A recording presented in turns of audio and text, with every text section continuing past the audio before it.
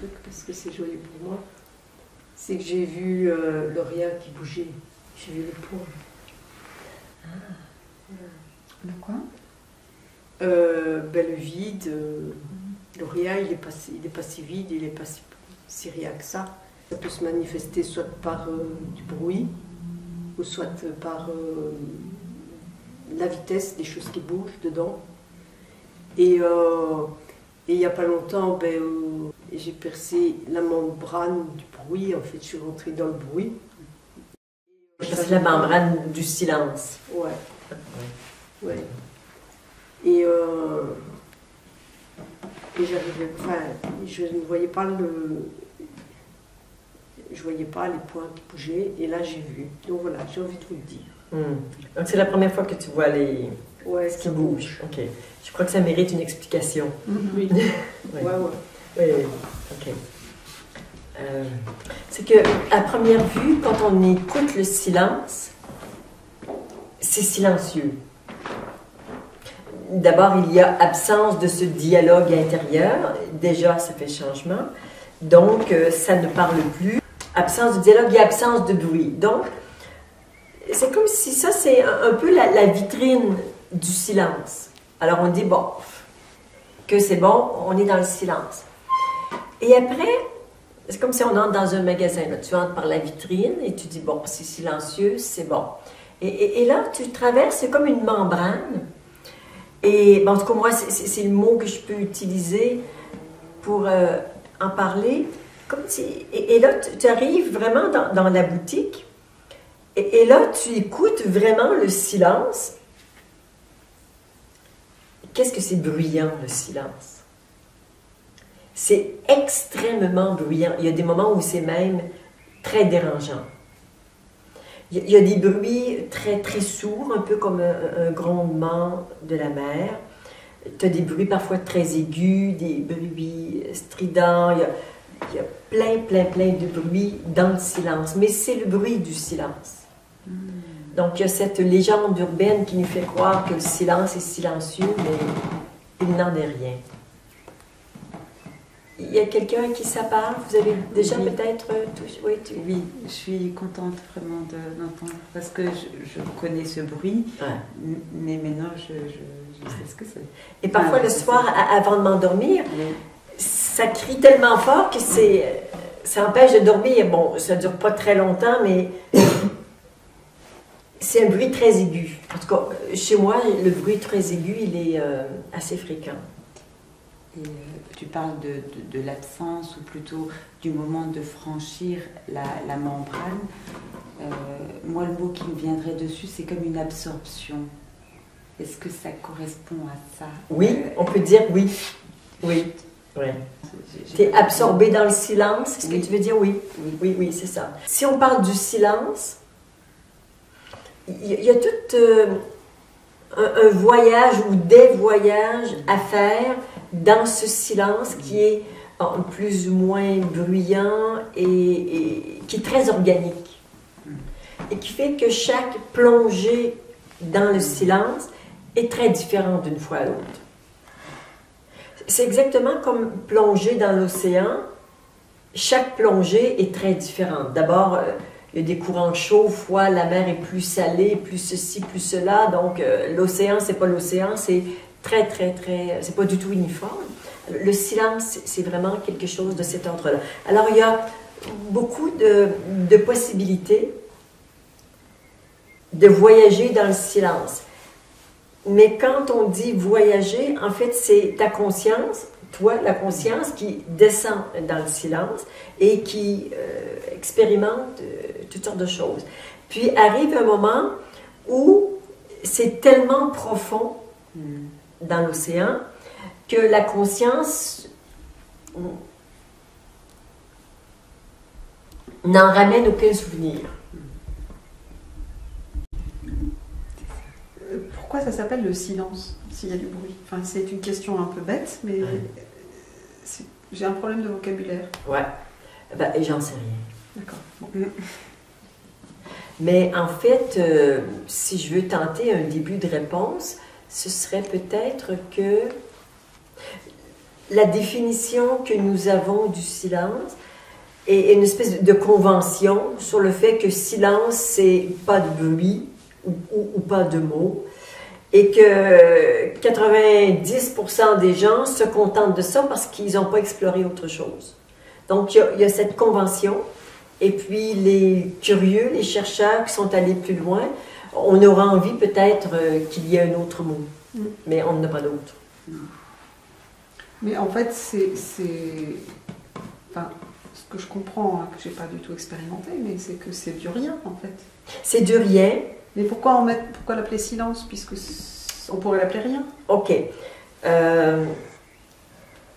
On va faire un schéma un peu plus complet de ça. Alors, on a simplifié ce matin en disant rien, c'est rien, bon, terminé, c'est plus simple. Mais là, on va entrer dans quelque chose d'un peu plus profond et dire que ce qui est rien, je dirais c'est un peu comme un diamant à plusieurs facettes. À la base, à la pointe du diamant, rien c'est rien. On va dire ça comme ça. Et l'autre mot que je pourrais utiliser, qui serait synonyme de rien, c'est l'absolu. Donc c'est absolument rien. Maintenant, comme c'est un diamant à plusieurs facettes, on peut entrer par différentes portes. Une des portes auditives, c'est le silence. Une autre porte, dont Christine a un peu parlé, c'est que quand on entre dans ça, et tu as sans doute expérimenté ce matin, c'est immobile. C'est complètement immobile. Sauf quand on perce la membrane et qu'on entre dans la finesse de cette immobilité, on voit que ça grouille de vie. Mais bon, en surface, c'est immobile. Une autre facette, c'est vide. Une autre facette, ça éclaire. Là, on appelle ça de la conscience. Une autre facette, ça nourrit. On appelle ça du prana. Une autre facette, c'est le commencement de tout ce qui existe. On appelle ça la source. On n'a pas trouvé de mots pour dire que tout meurt dans ça aussi. Donc, ça commence, mais cimetière. Bon, je vais l'inventer. Bon, alors, ce diamant a plusieurs facettes. En fonction des personnes, des moments, des personnalités, on va en parler d'une manière plutôt que d'une autre. Notamment Yolande Durand-Serrano qui écrit Le silence guérit.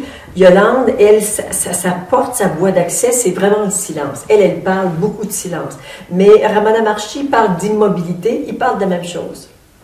Mais en fonction de qui ils sont, ils vont utiliser un mot plus qu'un autre, ce qui ne veut pas dire que Ramana ne parle pas de silence, parce que bien sûr, il en parle, et Yolande parle aussi de tous les autres, mais elle, c'est son truc. Moi, c'est l'espace. Moi, je dirais pas qu'il y a toujours le silence, mais il y a toujours l'espace. C'est ma voie d'accès. Bien évidemment, c'est silencieux. Voilà, ça répond à ta question. Est-ce que... en yoga, on parle des indriyas. En fait, c'est la façon, c'est le côté subtil des sens. La vue, c'est grossier, mais il y a un indriya de la vue qui est subtil. Pareil pour les autres sens. Est-ce que ça correspond à ces différentes voies d'accès? Non. Non, ça n'a rien à voir. Non, c'est pas que ça n'a rien à voir, mais c'est autre chose. Parce qu'en fait, nous avons accès à trois mondes. Le monde des formes, le monde grossier, visible par l'œil physique. Il y a le monde subtil, où là, par exemple, où on va pénétrer un blanc, et des personnes qui sont plus clairvoyants, les clairaudients, les clairsentients. Alors ça nous donne accès au monde subtil, et tout ce qui existe dans sa forme grossière existe sur le plan subtil, tout. Et après, le troisième plan, c'est le plan du rien, qu'on appelle, ah oui, le truc que je ne vous ai pas dit quand je parle de toutes les facettes du diamant, c'est quand on en parle en termes d'identité, c'est je suis. Mais je suis et rien, et source et conscience, tout ça c'est le même truc. Bon, là on est plus fin, mais je vois bien que je ne suis pas en train de vous dire toute la vérité. Parce que je suis, c'est déjà assez remonté, on va dire, comme descendu dans la manifestation. Bon, on le prend dans ce sens-là ou dans ce sens-là, c'est pareil.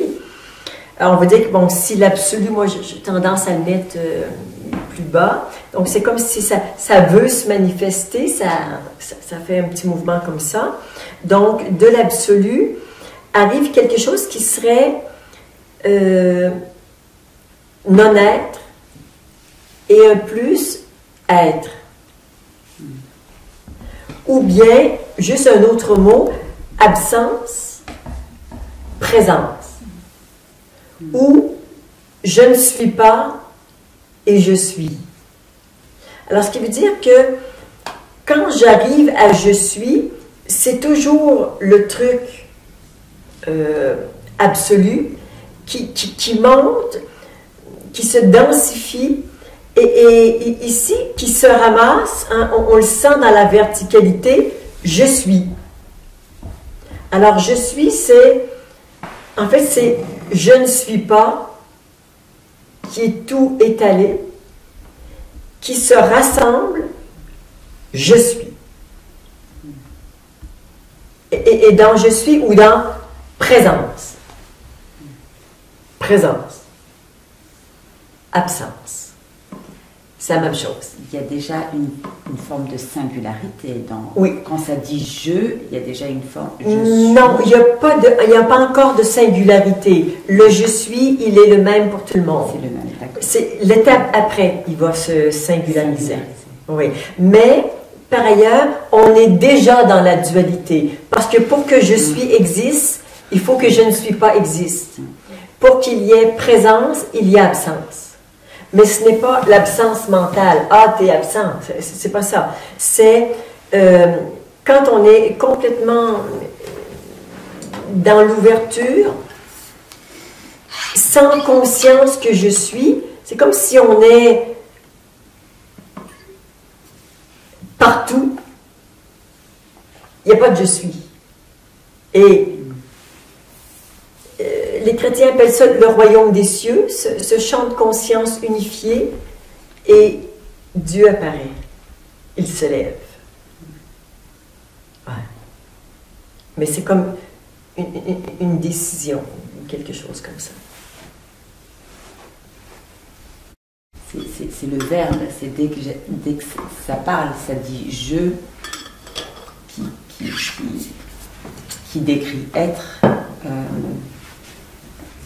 Non, pas forcément, parce que ça peut être juste intérieurement, tu vois, tu es complètement dans l'ouverture et juste tu fais l'expérience, ben, faisons-la l'expérience ensemble.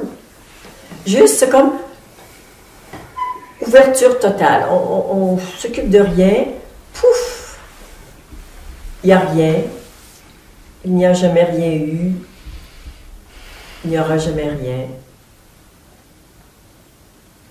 Et sentez comment vous êtes, c'est ça, ouvert, étalé, déployé.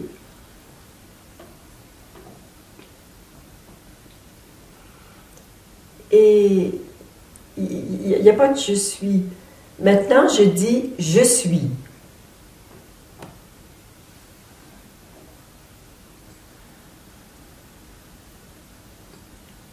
Juste regardez dans l'expérience que vous faites. Qu'est-ce que ça change quand... Là, on le fait intentionnellement, mais vous pouvez être en méditation et je suis se lève à votre insu.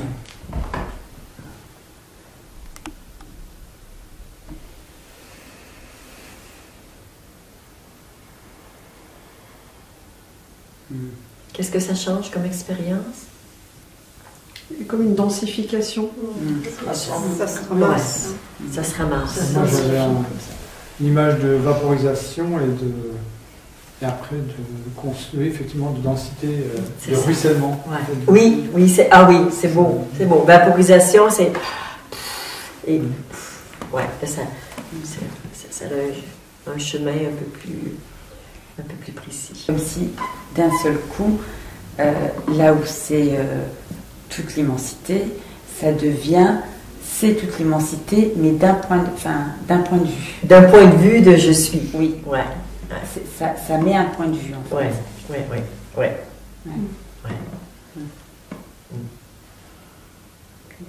C'est un point de vue multidimensionnel, mais c'est un point de vue.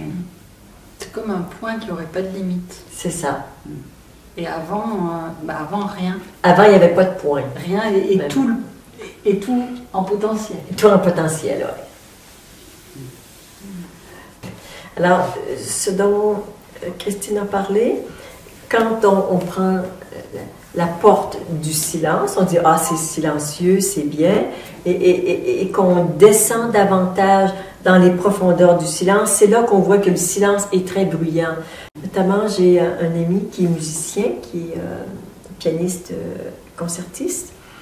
Alors, il a une ouïe, bien sûr, extraordinaire, d'ailleurs, il a l'oreille absolue. Et un jour, il me téléphone et me dit « Claudette, je pense que j'ai des acouphènes. » Et pour un musicien, c'est embêtant.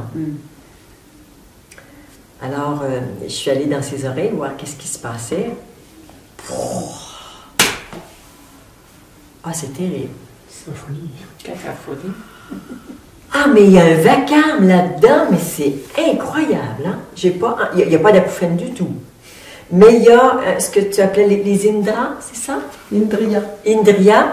Donc, il y a une acuité auditive à l'intérieur, mais aussi, bien sûr, c'est une clairaudience qui est absolument magnifique, qui a une acuité auditive qui est extraordinaire, qui fait qu'il capte tous les intrasons, ouais, c'est ça. Il capte ça, mais je ne l'ai pas envié. Hein. C'est bruyant, c'est peut-être pas toujours comme ça, mais donc il est allé voir quand même un médecin, il a dit non, tu n'as pas d'acouphène. Mais c'est un vacarme incroyable. Et je me rappelle aussi, j'ai une personne qui s'est éveillée dans un stage il y a 2 ans. J'ai un éveil très très profond. Vous savez que tous les éveils ne sont pas aussi profonds, mais lui, ça a été un des plus profonds, on va dire mon top 5. Et il y a toute une série. Et lui, ça a été très profond. Et dans les 2 heures qui ont suivi, donc ça s'est fait le vendredi midi, donc on est ensemble tout le week-end. Et le vendredi après-midi, il dit, mais quel vacarme, ce silence! Il n'avait jamais découvert le vacarme du silence. Après, ça c'est un peu estompé, de temps en temps ça revient, mais... Alors, croire que le silence est silencieux, donc quand on va vraiment dans les profondeurs de ça, c'est extraordinairement bruyant. Moi, j'entends comme des petits sifflements depuis tout à l'heure, très légers, très légers. C'est ça, ouais. Et plus tu es attentif à ça, plus ça va s'amplifier. Mais en même temps, c'est vraiment d'entrer au cœur du silence. Ouais. Et quand on fait justement cette retraite au cœur du silence, une retraite de 3 jours, on est beaucoup en silence, on parle un petit peu, mais très peu. Et bon, là, il y a des phénomènes du silence qui se produisent, qui sont assez intéressants. Oui. Quand on les reconnaît, c'est ça, ils sont plus présents. Alors, ce qui se produit avec le silence, la même chose se produit avec l'immobilité. Au début, on dit, il n'y a rien qui bouge. Et c'est comme si quand tu descends dans les profondeurs de l'immobilité, mais tu te dis, mais ça grouille de vie, c'est la même chose. Mais le fait d'entendre, par exemple, est-ce que ça signifie que c'est être connecté? Ah oui, oui. C'est sûr que tu es connecté au rien, au soi. Tu es plus que connecté, tu es plongé dedans. En fait, c'est la petite conscience qui descend la grande conscience ou dans le soi, en fait, on peut lui donner différents noms. Donc le fait d'entendre, ça veut dire que je suis plongée dans ce truc-là. Exactement. Donc la petite conscience regarde le truc et elle va l'explorer. Tout ça en parlant, en t'écoutant et tout. Oui, mais c'est plus facile quand on est attentif. Si tu ne fais qu'écouter le silence comme durant la méditation, ben, tu vas entendre plus de sons subtils et tu vas aller beaucoup plus en profondeur. Qu'est-ce que ça apporte d'aller... Rien. D'accord. Ça marche. Ça c'est dit. Ouais. Non, c'est pas tout à fait vrai. Oui, j'avais un peu compris le sens. Il y a des personnes comme moi qui sont passionnées de ça, de découvrir, de comprendre, de mettre des mots, d'expérimenter. Bon, tu as les vrais explorateurs de la conscience. Donc, tu explores et tu es content. Il y a aussi un autre aspect, c'est quand la petite conscience descend dans la grande conscience, qu'on peut appeler par exemple le silence, à chaque fois qu'il y a cette union, cette fusion, elle se nourrit, elle s'agrandit, elle se perfectionne. Donc à chaque voyage, à chaque fois qu'on descend dans ça, on n'en ressort jamais indemne. Donc c'est pas si dénué de sens que ça. On peut dire ça. Mais j'avais envie de... C'est comme aller se baigner à la mer. Bon, ça peut être pour se laver ou se détendre, mais il y a tout l'aspect thérapeutique de la mer qui est immense et si on sait faire un peu, c'est... donc, c'est très thérapeutique. Merci. Ça me semble être une reconnexion. Là d'où on vient. D'où on vient, à la source, exactement, exactement. C'est même plus qu'une reconnexion, parce que là, tu es reconnecté, mais en même temps que tu es reconnecté, là, tu plonges dedans. Donc, c'est la reconnexion et plongée. Après, par exemple, si tu es actif dans ton travail, tu restes connecté, mais là, tu plonges plus parce que ton attention, tu vas la plonger sur ton ordinateur parce que tu es en train de travailler, mais tu restes connecté.